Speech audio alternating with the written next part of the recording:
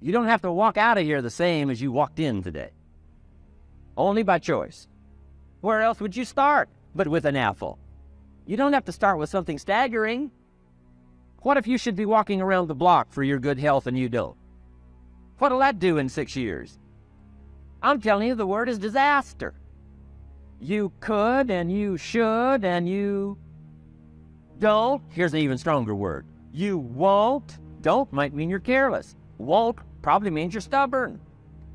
And either one's called disaster. Could, should, don't. I'm telling you, that's why at the end of 6 years, I found myself with pennies in my pocket, nothing in the bank, creditors calling. Could, should, won't. Could, should, don't is called disaster. Now, how do you change all that? The next 6 years, I got rich. The next 6 years, I became a millionaire. By the time I'm 31, I'm a millionaire. How about that? You say, Mr. Rohn, what happened? Strangely enough, during that second 6 years of my economic life, the government was about the same. I'm telling you, taxes were about the same. My negative relatives were the same. I'm telling you, the economy was about the same, and prices were about the same, and everything else was about the same. Circumstances were about the same. Then how come I got rich? How come I totally changed my life? I was not the same. Somebody says, what did you go to work on to do all that? I started with my philosophy. I started amending my errors by doing some better thinking, changing my mind, coming up with ideas that I didn't have before I met my teacher. And once that whole process started for me, I'm telling you, I changed my whole life. Within a 6-year period, I was never the same. And I've kept up that process all these years. One of the reasons why I'm here is to continue my craft. I don't want the day to come someday somebody says, you should have heard Jim Rohn 10 years ago when he was really terrific. Guess what I want people to say? I heard him 10 years ago, but you should hear him now. I'm telling you, the man works on his craft. I'm telling you, the man's done some extra reading. I'm telling you, the man doesn't miss a trick. I'm telling you, he's worked hard on himself. That's why he's able to deliver like he does. The same thing can happen for you as a teenager. It can happen to you as a mother, as a father, as a business person, as a salesperson, running a business. Doesn't matter. Management, wherever you find yourself. This is the process called personal change. And what I say to start with is start with your own philosophy. Your philosophy is going to determine whether or not you go for the disciplines or continue the errors that's called potential disaster. And everybody has it within their power. Well, it was so happy for me to find out at age 25, Mr. Shove said, Mr. Rohn, you don't have to change countries, but you do have to change philosophy. And if you'll change philosophy, not country, you can turn around your income, you can turn around your bank account, you can turn around your skills, you can become capable, powerful, sophisticated, healthy, influential, all the other equities that you could possibly want out of your life, using the only stuff there is and not trying to change any of this stuff. You don't have to ask for another planet. You don't have to ask for another country. Just ask for another book. Ask for another seminar. Ask for another idea. And you can start this whole process of personal life change. Success is a numbers game. Good note to make. Success is a numbers game. You got to go for the number. You got to understand what the numbers are. How many pounds overweight should you be at age 50? Approximate. John says, I got big bones. We'll give you 10 pounds. 10 pounds for big bones. Otherwise, come on, John. 20 pounds, 25 pounds. Shouldn't we turn on the caution light at work and at home? Blinking caution light. So this is what that caution light. So John's up about 20, 25 pounds. We got the blinking light going at home. Got to go in here at work. To remind him what? Wrong number. 35, 40 pounds, red light. Blinking at home. So he said, what's that blinking red light? So John's up about 40 pounds. 50 pounds. We got the siren. What's that siren at home and at work? John's up about 50 pounds. Cholesterol, almost out of control. Come on. Success is a numbers game. I'm asking you to be mature enough to start checking your own numbers. How many books have you read in the last 90 days? Transform your life. Become cultured, powerful, sophisticated, healthy, influential, all the rest of the stuff you want. How many books? How many classes? Vitality is a major part of success. Vitality. So take care of yourself. I know a guy that raises racehorses. I'm telling you, the guy feeds his horses better than he feeds himself. He's so careful how he feeds his horses. He's so careful what they eat. He's so careful that they get everything. And because of that extreme care, these are magnificent animals. They can run like the wind. But you ought to see this guy. 10 steps up a flight of stairs, and it's all out of breath. His horses can run like the wind, and he can hardly make it up the step. The guy takes care of his animals better than he takes care of himself. Some people feed their dogs better than they feed their kids. Physical. Start setting up some disciplines. And if you'll do that, you'll perform a miracle. Do the best you can. If that's not your philosophy, I would ask you to amend it. Let me give you the best of ancient script. Here's what it says. Whatever your hands find to do it with all your might, do it with all your strength, and do it with all your power. What a good philosophy. That kind of philosophy will revolutionize your life if you haven't picked it up late. Guy slips in late, company doesn't seem to mind. Slipped out early, first one in the parking lot, heading for happy hour. Stretches his break, comes early for lunch, late back from lunch. Company doesn't seem to notice.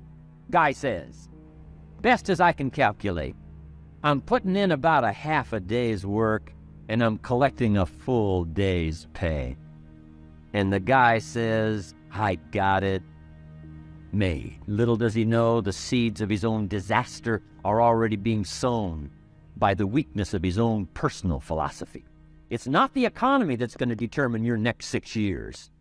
It's your philosophy about labor and about activity and about miracle and soil and seed, sunshine and rain and the economy and the banks and the money and the companies and the schools and what's going on. It's your philosophy and your attitude and then your ability to take action.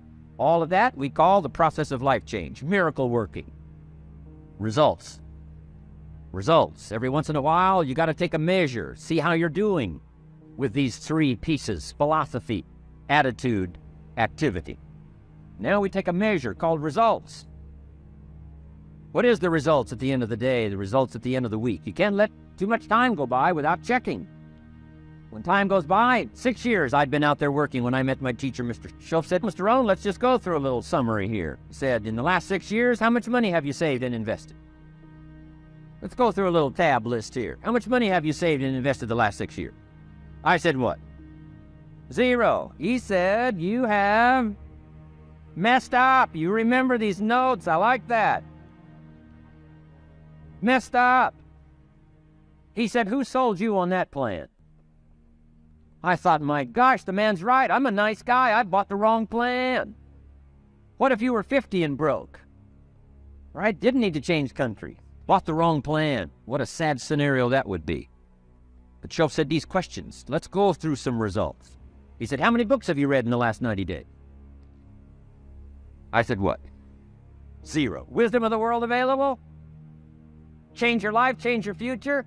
Wisdom of the world available, develop any skill you want, earn the kind of income you want, have all the treasures you want, equities you want, relationship with your family that you want, everything that you want available, and the wisdom of the world to help you get it. Haven't read any books in the last 90 days. My teacher said, Mr. Rohn, you have messed up. I'm telling you, you've got the deal. Schoff said, Mr. Rohn, in the last 6 months, how many classes have you taken to improve your skills or to develop new skills? Go for the American dream. Become rich and powerful and sophisticated and healthy and influential.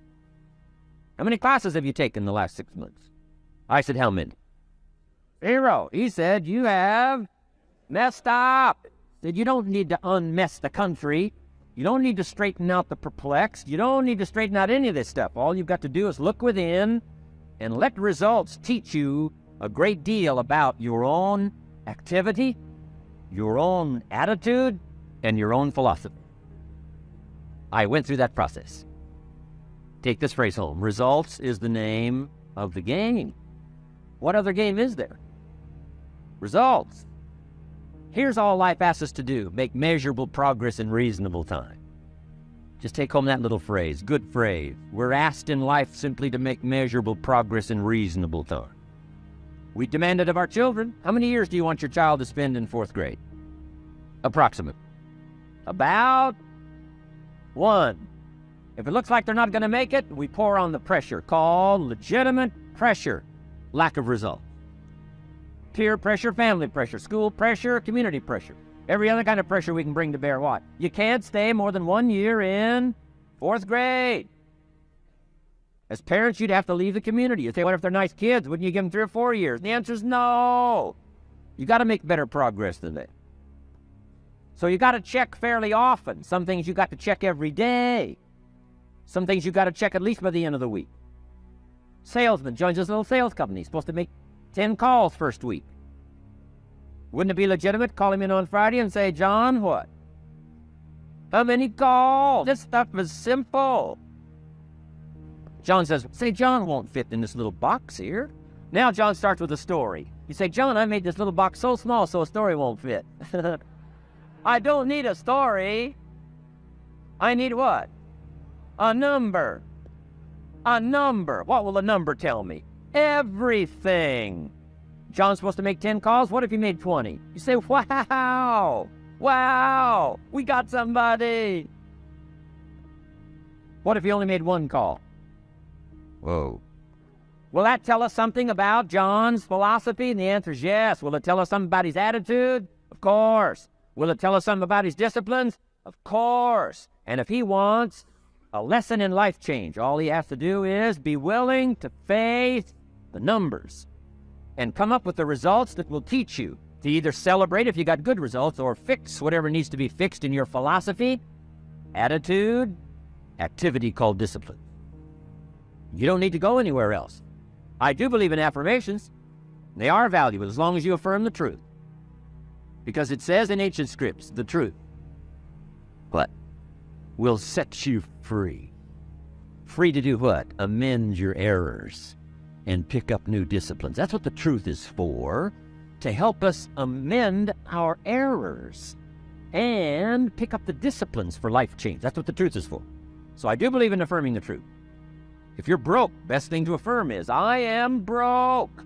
You put that up on the refrigerator where you can see it every day. That's how you do that. Now, if you need a little additional affirmation, you just put up there, I'm 40 and broke. You know, that ought to do it. And if you need just a little more, put up there, I live in America and I'm 40 and broke. That's enough to turn your life around. It says, hey, something is wrong. Somewhere I have messed up. Now, I'm telling you, if you'll start with that, it's called the process of life change, and it doesn't matter how small the process is to start. One discipline starts it, and then one discipline feeds another, and the first thing you know, you've got this whole cycle in an upward positive motion, and it's called life change. Start the library, start the process, fall on the floor, do some push-ups. Action. Got to take action. Otherwise, the wisdom is wasted. Otherwise, the emotion soon passes. Unless you put it into a disciplined activity, capture it. Disciplines is called how to capture the emotion and how to capture the wisdom and translate it into equity. Disciplines. Now, here's what's important about disciplines. All disciplines affect each other. In fact, here's a good philosophical phrase. Everything affects everything else. Nothing stands alone. Don't be naive in saying, this doesn't matter. I'm telling you, everything matters. There are some things that matter more than others, but there isn't anything that doesn't matter. Okay. We all pity the man who says, this is the only place I let down. Not true. Key to take home. Every letdown affects the rest of your performance. Every letdown affects the rest. This is part of the educational process on personal development. If you don't take the walk around the block, you probably won't do the apple a day. If you don't do the apple a day, you probably won't start building your library. If you don't build your library, you probably won't keep a journal, and you won't take pictures, and you won't do this, you won't do wise things with your money, won't do wise things with your time, won't do wise things with your possibilities and relationships, and the first thing you know, 6 years of that accumulated, and we say you have messed up. So the whole key to reversing that process now is to start picking up these disciplines. Now here's the positive side. Every new discipline affects the rest of your disciplines. Every new one affects the rest. That's why action is so important. The least action, the smallest action. Take it. Because when you start accomplishing and the value starts to return from that one action, it'll inspire you to do the next one and the next one and the next one. You start walking around the block, it'll inspire you to get an apple. Get an apple, it'll inspire you to get a book. Get a book, it'll inspire you to get a journal. Get a journal, it'll inspire you to grow, develop some skills. All disciplines affect each other. Every lack affects the rest. Every new affects the rest.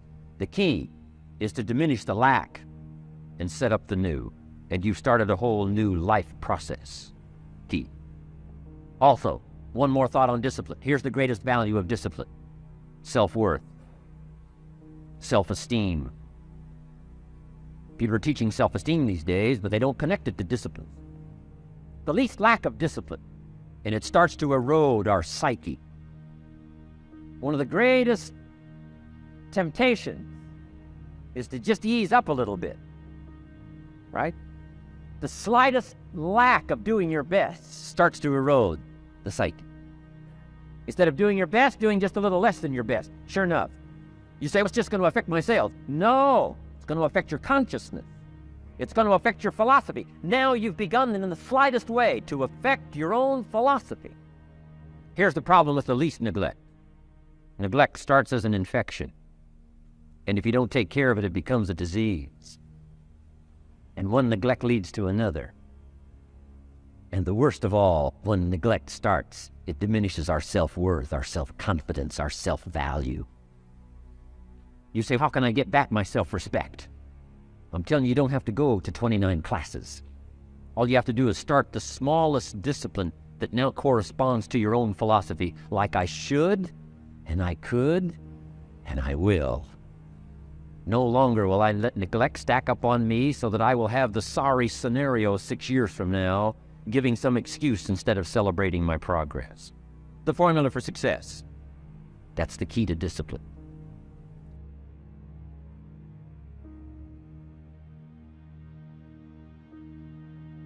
Starting with something simple. Mama said an apple a day keeps the doctor away. Good question for my audience today. What if that's true? Someone says, well, if that's true, that would be easy to do. But here's the challenge. What's easy to do is easy not to do. What if you should be walking around the block every day for your good health and you don't? You're not on a good track. If you should and you could and you don't, it's called formula for disaster. But self-improvement is called starting with the most immediate thing that comes to your mind that you could do to improve your health, your life, your income, your future. And if it's an apple a day, start there. If it's a walk around the block, start there. If you need to build your personal development library, go get a book and say, this is the next book of my new library. If you need to attend a seminar, go. Go get a journal. Start with an apple a day. Walk around the block. You know, it's not going to come in some great package out of the sky. But each little thing you start with called self-improvement, whether it's health or sign up for a class that you've been intending to take and you've put it off. Neglect does us all in. Neglect has us by the throat, shutting off air supply, money supply, and every other supply. But if you reverse that process, and it doesn't matter what you start with, just say, I should, I could, I don't. I will now say I should, I could, I will. And if it's an apple a day, start there. Getting a journal, make an entry. Go get that next book of your thriving library. Sign up for a class, and you have now begun the process. And that's all you need to do is begin the process. And the early return from those early steps will inspire you to start taking all the rest. Everything needs refinement. I've got a good phrase. Everything by longevity tends to get off course. There isn't anything that doesn't need to be looked at fairly often. I've seen more than one person say, hey, I've got plenty of money in the bank. I'm doing well, but some systems are not working. And failure to take a look at some systems that aren't working, you can get faked out by money in the bank. You've got to look at all areas. An ancient script says, the little foxes spoil the vines. And you look at this vineyard and it looks great, but it's got little foxes. And it doesn't matter if it's the president or the government or the senator or the Senate or the company or the corporation or a millionaire or a billionaire. All systems need to be regularly checked. So don't let too much time go by before you take a look and make sure all systems are working. And if you do it with your health, if you do it wherever you are, if the corporation does it, if the government does it, we'll all be better off for the future. The ideas that I share with people these days so dramatically affected my own life back in those early days. I never get tired of sharing the story and the principles, the things that changed my income, my bank account, my outlook on life, got me setting goals, building a library, working on disciplines that I never thought I could master that I did. In sharing all those ideas with people, then getting the letters and the phone calls. When I travel around the world, people still come up and say, 5 years ago, I attended your seminar and here's what's happened. A lady showed me the other day in Australia notes she had taken 14 years ago. She said, I still use these notes in working in my business. Here's what happened to my relationship with my family. Those letters, those phone calls, those personal testimonials for me, that's what I live for. I don't need the money. I take the money, but I don't need the money. But I do need that joy that comes from people saying what you said was valuable for me, and thank you very much for sharing. That's heavyweight stuff. You can't buy it with money.